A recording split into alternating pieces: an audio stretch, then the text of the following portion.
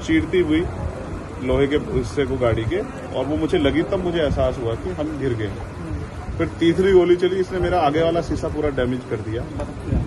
चौथी गोली पे मैं नीचे हो गया, जो गोली आपने देखा कि वो सीधी उसमें लगी। अगर मैं नीचे ना होता तो वो मेरी छाती के आर पार चली जाती।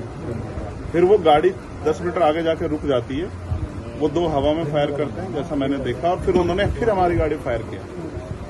वो गाड़ी के वो फायर जो है गाड़ी के नंबर प्लेट पे लगी। मेरा यह मानना है उनको ऐसा लगा होगा कि हमने जो काम करने आए थे वो कर दिया, अब ये मर गया। शायद जैसा पहले कई घटना में हो, फिर वो शायद सरेंडर करने के मूड में थे। लेकिन जैसे ही मनीष ने गाड़ी को मेरे कहे से यू टर्न लिया, उनको समझ आया कि ये जिंदा है, तो वो वहां से भागे। हमने पुलिस को बताया कि ये गाड़ी का नंबर है, फिर उन्होंने उसको इंक्वायरी किया। पुलिस के अच्छे अधिकारी यहाँ हैं, उम्मीद है वो अच्छा काम भी करेंगे। लेकिन ये स्पष्ट हुआ कि अपराधियों में कोई डर है नहीं। कितने लोग थे? 3 लोग। 3 लोग थे। 2 लोग असले से हमला कर रहे थे, एक व्यक्ति गाड़ी चला रहा। चंद्रशेखर जी, कोई थ्रेट कॉल आया हो आपको इससे पहले, कोई धमकी? पिछले कई सालों से आ रही है। मैं लगातार पुलिस को इंटीमेट भी करता रहता हूं। मैंने डीजीपी को भी लिखा, गृह मंत्री को भी लिखा, मुख्यमंत्री को भी लिखा, यहाँ के पहले एसएसपी डीएम थे उनको भी लिखा। लेकिन डीएम साहब जो पिछले थे अखिलेश सिंह जी, उन्होंने साफ मना कर दिया कि चीफ मिनिस्टर नहीं चाहते चंद्रशेखर को सुरक्षा दी जाए। मेरे आज भी याद है ये बात, क्योंकि मैंने एलआईयू के अधिकारी द्वारा पूछा कि भाई मैंने आपको बताया थ्रेट भी है, फिर क्यों नहीं हो रहा है? तो उन्होंने कहा भाई ये सरकार का मामला, सरकार चाहे तो दे सकती है। तो मैं चाहता हूं मुख्यमंत्री इंतजार कर रहे हैं कब चंद्रशेखर मरे, उनका काम आसान है। लेकिन उनको ये नहीं पता कि गरीबों की, कमजोरों की, शोषितों की बात करने वाला चंद्रशेखर इतनी आसानी से उनकी रास्ते में से नहीं है। अच्छा, अतीक अशरफ के जैसा हुआ वैसे ही कुछ होने वाला था, ऐसा आपको लगता है? अब आप इसका आकलन खुद करें कि क्या हुआ और क्या हो सकता है। आपके पास एक और बात, मुझे ऐसा लगता है कल की घटना के बाद, इतने बड़े उसके बाद भी अगर मैं सुरक्षित हूं तो हमारे संतों गुरुओं महापुरुषों का आशीर्वाद, हमारी करोड़ों बहनों माताओं का आशीर्वाद, बुजुर्गों का मेरे पास है। और मैं जो जिम्मेदारी मैं लेके मैदान में आया हूं, बाबा साहब अम्बेडकर, मानव काशीराम साहब, सदगुरु रविदास जी का जो बेगमपुरा राज का सपना है, मानवता के राज का सपना है, संविधान को लागू कराने का है, इन वर्गों को अधिकार देने का है। जब तक वो पूरा नहीं होगा मैं कहीं जाने वाला नहीं।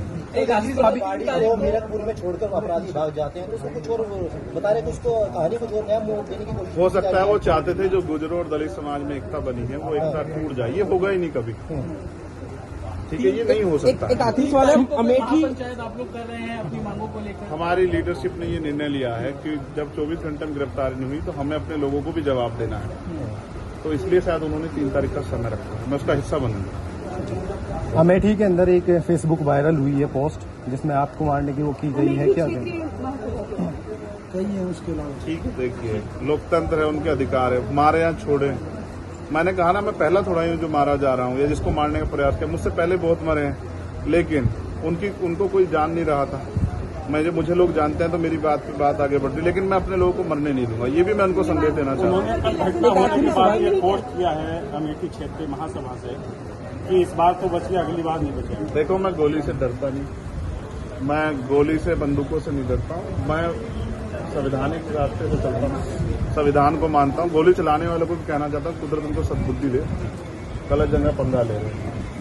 मैं झगड़ा नहीं चाहता, मैं अपने लोगों को भी कह रहा हूँ कल से शांति बना रखो और संविधान के रास्ते चलो। वो हमें डिस्टर्ब करना चाहते हैं कि जो हम राजनीतिक ताकत हमारी बन रही हो कमजोर हो जाए, हम दूसरी दिशा चले जाएं। लेकिन ये भी एक अटूट सत्य है कि हम संविधान के जरिए जवाब देना जानते हैं, और किसी को गलतफहमी हो तो वो गलतफहमी सुधारने का समय, वो क्यों कर रहे थे, वो पाला खींच ले। मुझे ही तो मारना है ना, वो बता दे मैं चला जाऊंगा मरने में, अगर मेरे लोगों के साथ तो खेलना खेलना।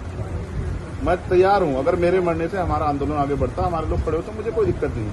लेकिन उनको ये समझना चाहिए कि ये आज लोकतंत्र है।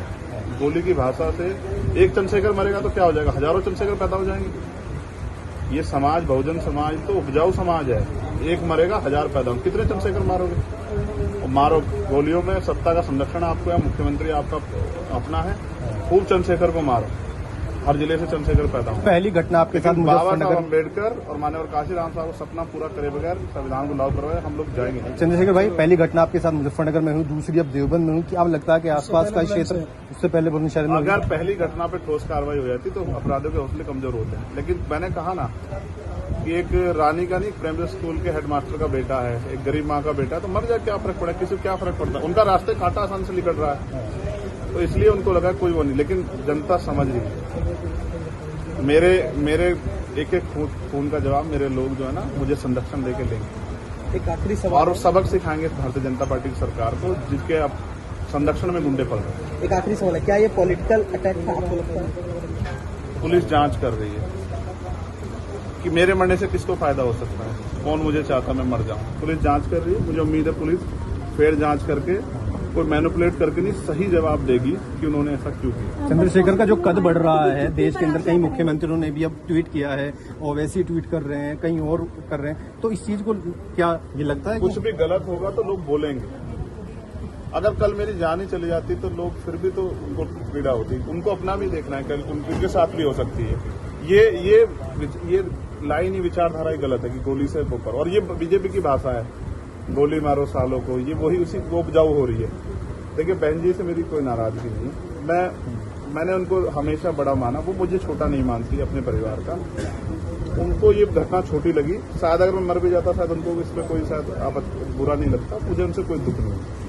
मेरे लोग मेरे साथ हैं, ये बहुत, और वो समझ रहे हैं कि जो उनके लिए मरने को तैयार है, जिसकी जो जान पे जिसकी बनाई है वो हमारा अपना है। मेरे लोग मेरे साथ खड़े होंगे, मैं इस लड़ाई को लड़ता हूं। लगभग सभी दलों के लोग आपसे मिलने आए हैं, कैसा देखते हैं, क्या नहीं, मैं उनका धन्यवाद भाजपा के भी नहीं, विधायक आए मैं हैं। कह रहा हूँ बस सबका धन्यवाद करता हूँ, मगर ये है मैं ये प्रयास करूंगा कि भविष्य में ऐसा किसी के साथ ना, इसलिए लॉ एंड ऑर्डर की कानून व्यवस्था अच्छी होनी चाहिए, मुख्यमंत्री उस पर ध्यान देना चाहिए। बात चंद्रशेखर की नहीं है, बात इस प्रदेश में हो रही हजारों बहनों के साथ जो असमतें लुट रही है, हर महीने रेप हत्याएं हो रही हैं, लोगों की जान जा रही है, ये सब उन पर वो करता है। तो वो मुख्यमंत्री पद पर बैठे हैं, अगर वो इसको संभाल नहीं पा रहे हैं तो क्या फायदा, तो उनको इस्तीफा दे देना चाहिए। फिलहाल आप ठीक है, डिस्चार्ज किया जा रहा है? हाँ ठीक है। आपके कार्यकर्ताओं ने आज जो है जगह जगह ज्ञापन दिया है, सहारनपुर में दिया, अगली रणनीति क्या रहेगी किस हिसाब से? कोई रणनीति नहीं, पार्टी के सीनियर लीडर जो तय करेंगे हम लोग उस पर काम करेंगे। और दूसरा, मेरे पीठ में जहाँ गोली लगी है वहाँ ड्रेसिंग जारी है, ठीक है, पहले से आराम है, बस एक जलन और घाव है, जख्म वो तो है ही, सांस लेने में दिक्कत थी, बीपी जो है फ्लक्चुएट हो रहा था, फ्लक्चुएट अप डाउन हो रहा था, वो ठीक है पहले से। ठीक है, चलो ठीक है, चलो रुको पहले